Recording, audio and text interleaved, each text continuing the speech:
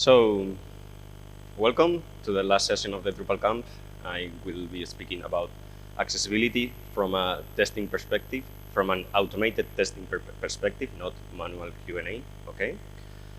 I'm gonna introduce myself first. My name is David Hernandez, if this works, very well. I'm a developer, CEO, whatever, I do everything.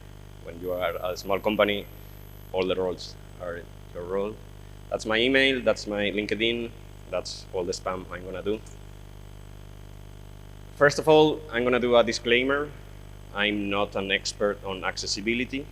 I'm not the person who is able to certificate your website to say if it's suitable for accessibility things. I'm not that person. I'm not an expert.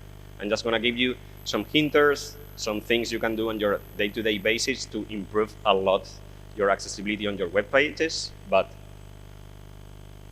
take my words with caution, okay? It's not going to be a certificate. It's not going to be a AAA. So before we start, I'm going to do a small poll, a question.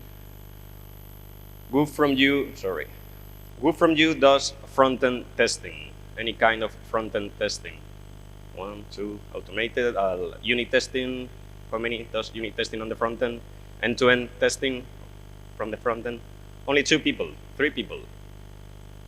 So you 3 are the ones who are going to benefit the most because this is something we apply on our testing on our daily basis. But I welcome all of you to stay, to learn, and hopefully to integrate some of these practices in your workflow, okay? Which tools do you use? Cypress? Anyone uses Cypress? 1.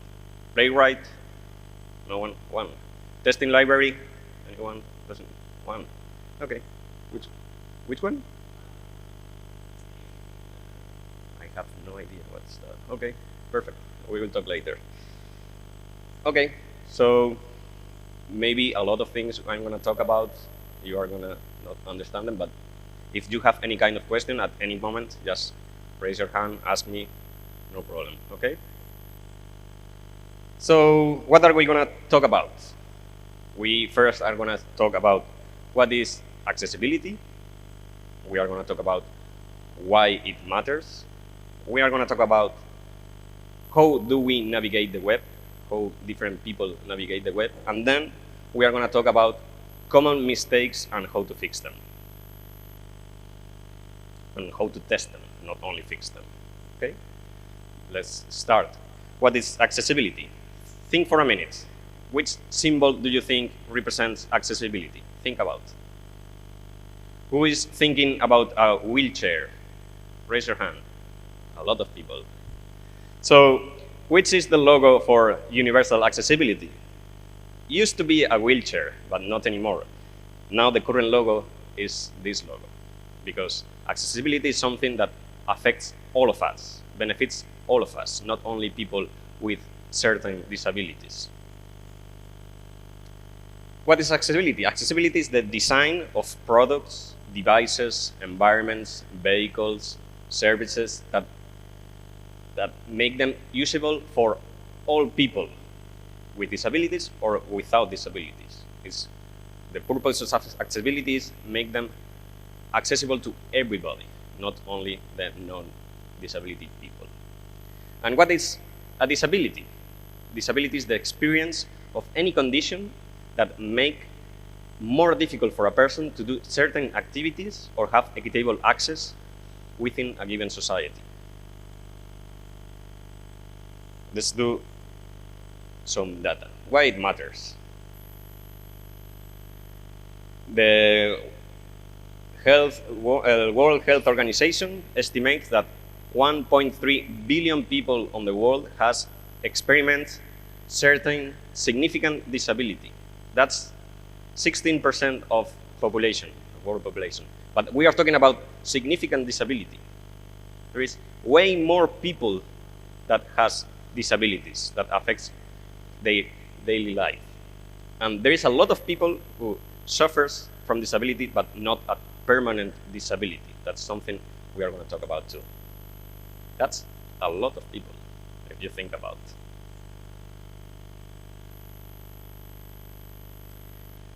Who is benefited by a ramp in the street? A ramp in the street, we usually think the person who is using a wheelchair, but it's also the person who is carrying a baby on the stroller, or myself when I come with the shopping cart. It helps us everybody. That's accessibility. It's something that benefits all of us, depending on the situation. Why? Because disabilities, as I was saying before, are not only permanent disabilities. There are temporary disabilities or situational disabilities. There is people who is missing an arm, but there is people who hurt themselves and they cannot move the arm for 2 months. And then there is people who is just carrying something on their hand and cannot use one hand. That's also a disability, a situation that causes some specific disabilities and affects every kind of disability. It's super common to be on a bar, it's super noisy, you cannot communicate with the bartender. What do? You point, I want this. That's accessibility too. Okay? There is a project called the WebAIM. WebAIM means Web Accessibility in Mind. It's an organization that every year does an investigation where they analyze just the homepage of the top 1 million pages in the world, the 1 million pages with more traffic. They just analyze the homepage from the accessibility perspective. What they found,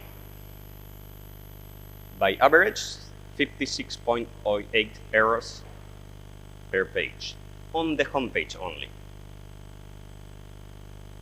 That's almost a 14% increase in the last year. So it means we are doing it worse every year.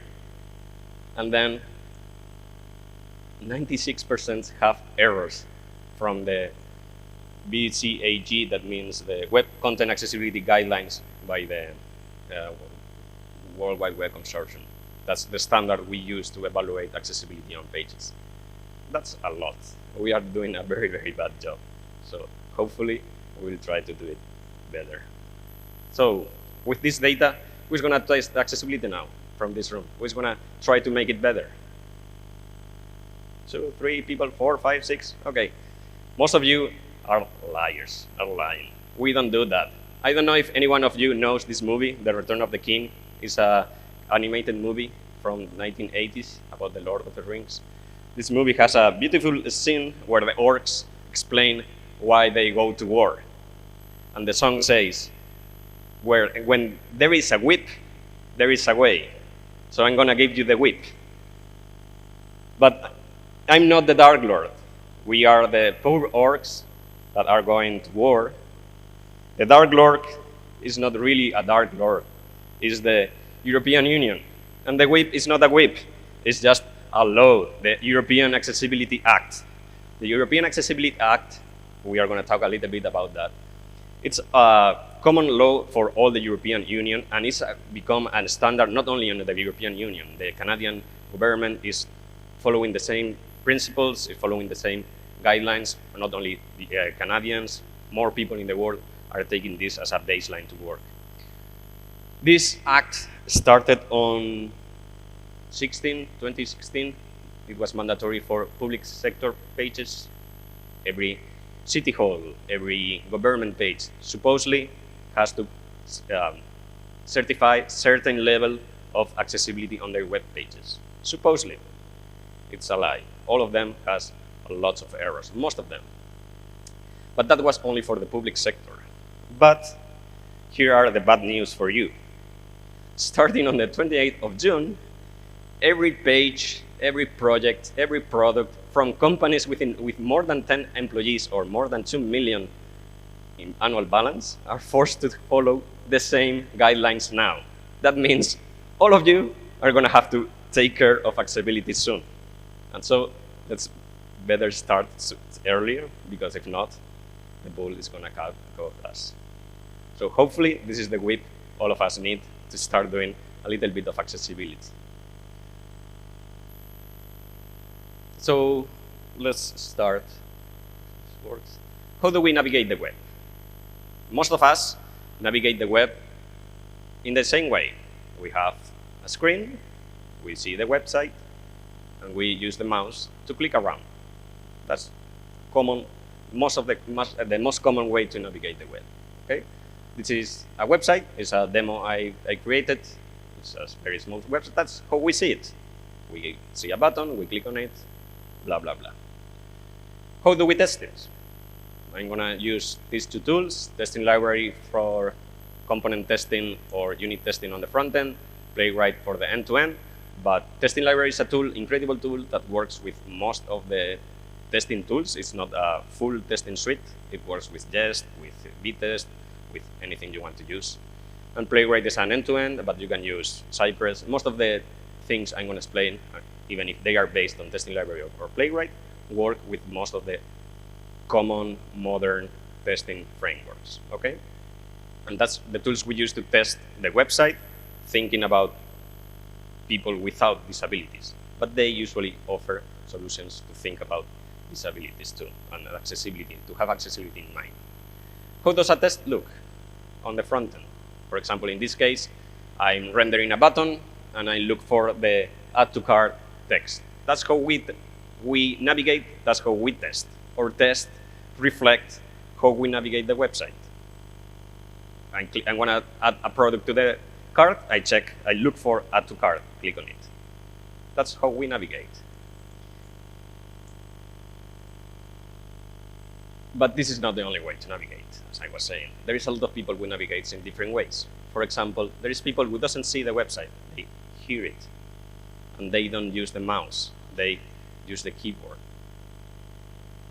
And then, how do they test the website? How does it look for them? It doesn't look anything, but this is an approach of mostly, this is how they feel it.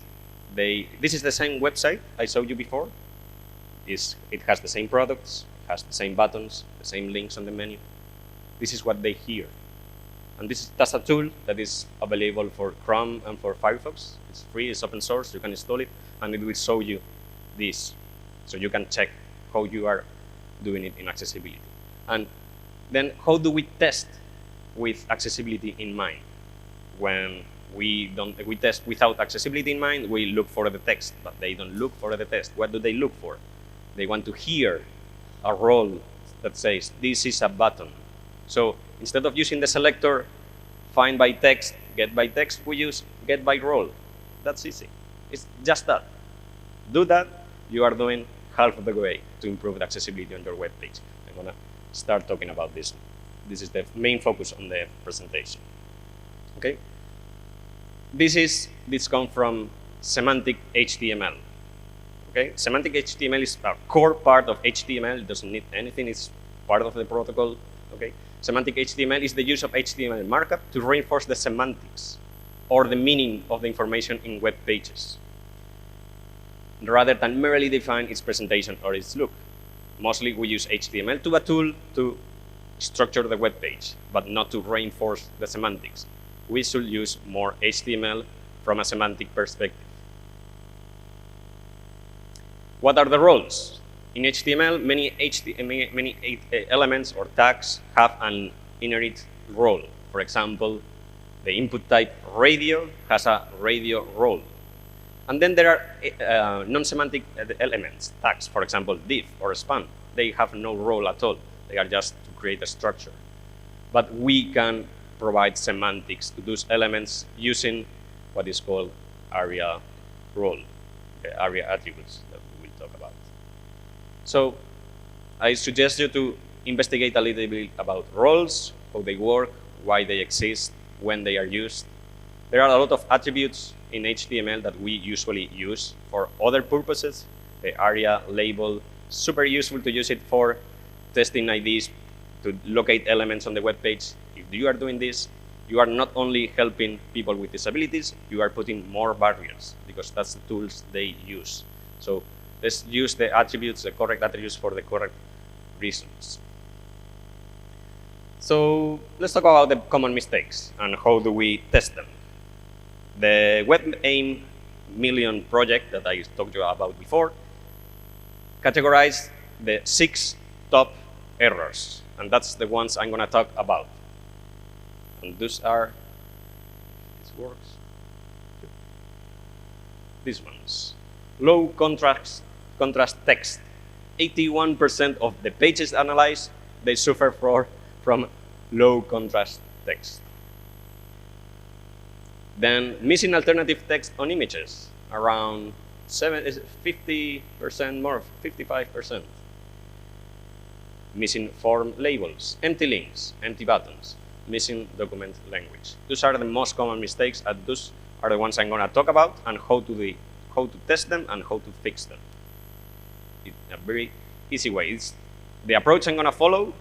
If you are doing testing from the front end on your daily basis, it doesn't need any extra work. Just change a little bit your practices. If you are not using testing procedures, at least you are going to know how to locate them and what they mean and how you can fix them. So let's start. Low contrast text. A contrast ratio of 3 to 1 is the minimum level recommended. 4.5 to 1, the AA level, and then 7.1 is the chosen level for the top certification. Any one of you know what this means? I don't. I have no idea. But don't worry about that. There are tools that tell you how if you have achieved this. And you have the tools already. They are already installed on your computer. On your browser, when you select an element, click on the color, click where you have the color selector. It says here, contrast, 21, AAA. Congratulations, you are doing good.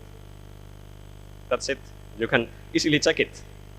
So try it. Every browser has it. We never check it, but it's there.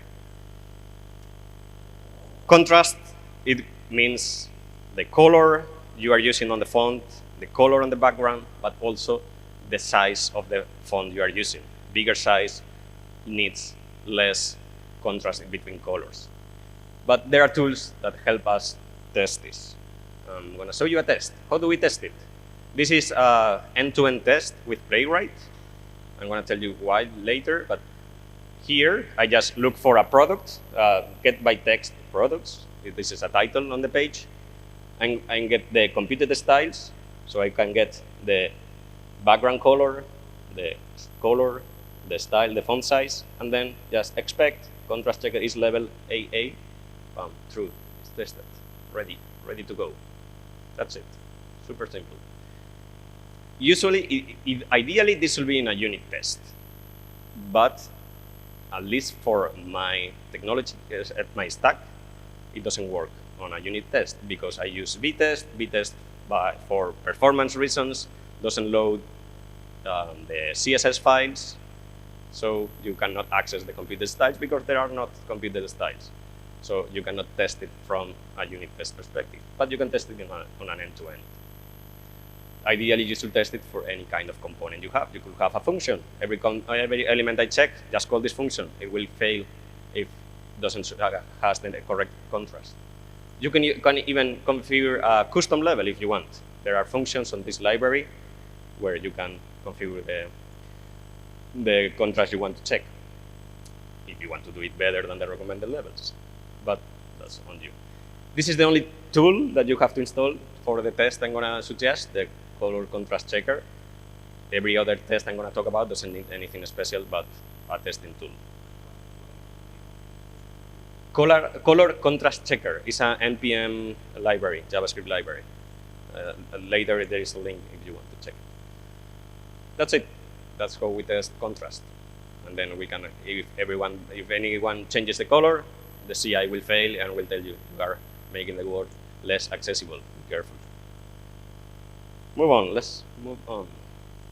Then missing alternative text. This is all of us know it. It's the alt attribute on an image tag.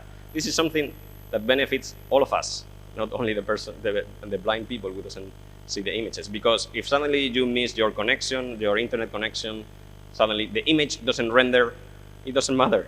It shows you what's the image. This is a picture of a pineapple on the air.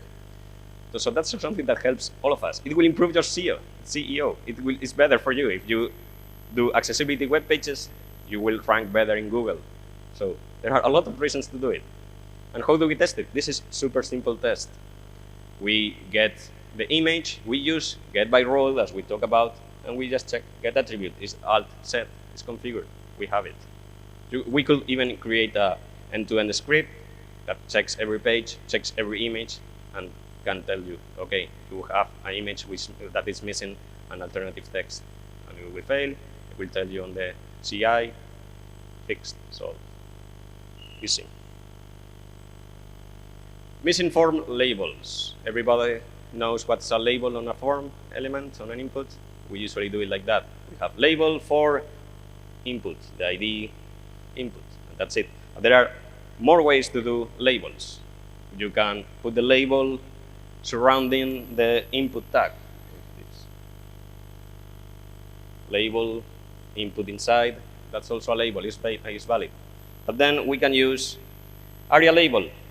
We have the input, and we use area label to put a label. So this is useful, for example, if you have, it's super normal to have a search bar that doesn't say search, it doesn't have a label. Then you put area label, this is a search. The blind person will hear, this is an input form, says search, and will be able to write it. But there are even more ways to do it. We can create a span that doesn't have an inherit role, and then on the input we say, this is labeled by the ID label. That works too. And all of these systems can be tested in the same way. We just use a new selector instead of get by role, get by label text. And then we find the inputs. We check for the inputs on our code, on our HTML, based on the labels. We don't check for IDs from CSS class. We don't use that. We just check from the label. Then we are testing, not only are finding the input we need for our test, but we are also checking that the input is accessible. Moving on. Empty links. Empty link doesn't mean that we are missing the href attribute. It means we have no text inside. Why? Because if there is a link, the blind person will hear link. Where? Nowhere. Why I'm gonna click it? Classic. If you have an icon to the homepage, you have a hamburger menu for the menu, they will not hear anything. They will not know why they have to click on it. So we can test that too, and we can easily fix it. Why? We use get by role, as we've seen before, but then we check for the name. You don't need to put the name in text. You can use an area label to put the text. This is a homepage. This is a link to the homepage. Empty buttons. Exactly the same as the links. If you are missing a text, the person, why should I click this button? How do we test it? Exactly the same. Get by role, button, name, add to cart. But we can do it better. What happens if we have 50 products in the page, which add to cart button I have to click? It just says add to cart. I don't know the product. Then we can use the area label to say we have the text add to cart, but in an area label we have add pineapple to cart. They will hear click button add pineapple to cart. The person will navigate checking the screen, will not see add pineapple to cart, but the blind person will hear it. Super useful for them. And this is how it looks. For us, it looks the same, add to cart. But then on the HTML, we see here, area label, add pineapple to cart. And as we saw before with the area DevTools, suddenly we see on the button, what they hear is this, add pineapple, add melon. Okay. Then the last issue, missing document language. The HTML tag, the opening tag for all web pages, has an attribute that is language, to specify which language is the web page. There are a lot of pages that don't use it. The test is very, very simple. This is again an end-to-end test. All the others we have seen, except this one and the first, are unit testing. Then we just look for on the HTML contains lang, English, whatever. The test should be better than this. Should check if I change the language selector, will it change? Because it's super common. The lang eng is hard-coded in every page. Doesn't matter you change the language selector, it will say English. And then it's a bit confusing. So that's it. That's how we test accessibility in our day-to-day. Easy. It's not a big problem. Summary. This is a summary. Just use the right selectors to check your elements. That's it. That's most of the work. Just change your selectors. This is a better test. All the tests I showed you are fake tests just to check truth. But for example, this is a real case. We check for the input. How do we look for the input? Screen, get by label, search product. Then the button, it says search. We test the focus because the blind people navigate using focus and type. We don't use set value. No, we fire event, change input with this text. This also matters because if we set the value, we are not actually doing a user test. The test don't set the value. They go to the input and they manually change it. So with firing an event, we can test it. Instead of clicking the button that is a test we can do, we can try what happens if we press enter to submit the form. We submit the form, firing an event, press enter. We can test all those interactions to make the web better. Then we can check screen, get by text, add pineapple to cart, what we were saying before. Okay, that's it. That's all you need. Questions? Yep. Wait.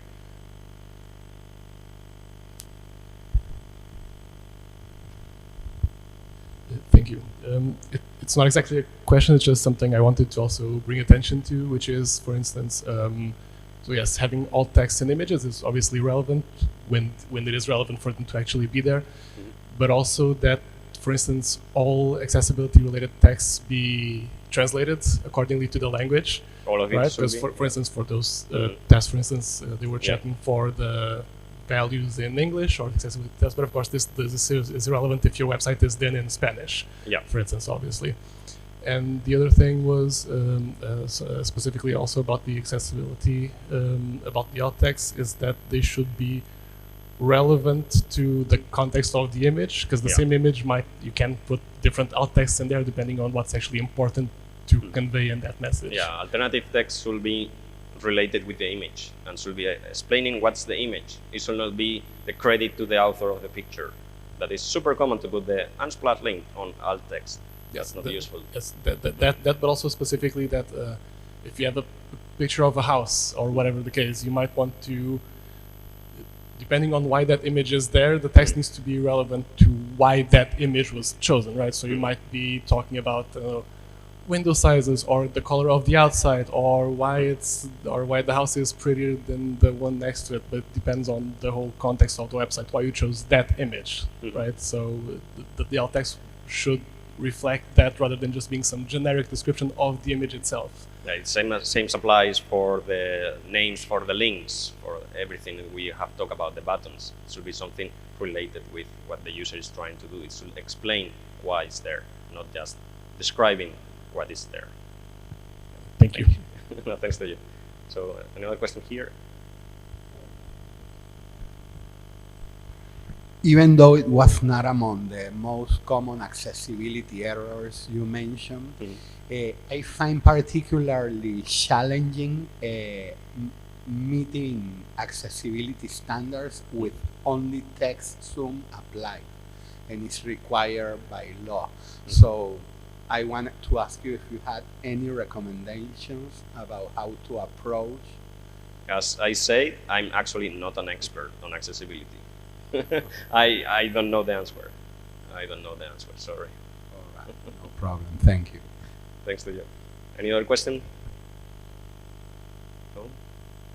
Okay, so I have some links of interest of things I talk about. The area patterns recommendation by the World Wide Web Consortium, super important. They have like recommendations for all the errors, the mistakes, the accessibility issues, and how to fix them.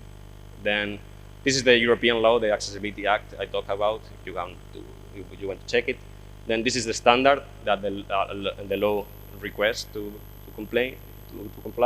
Then the the web aim project, where they have the study, where they analyze the million web pages and so on. This is the library for the color contrast check, and then this is the add-on I've used on Firefox or Chrome. It works on Chrome too. That's it. If you want to check the examples, that's the repository where I have it. The repository has a lot more things, but the tests are there, the code is there. You can easily run it on your computer if you want. Then just to finish, wait a bit. Thank you.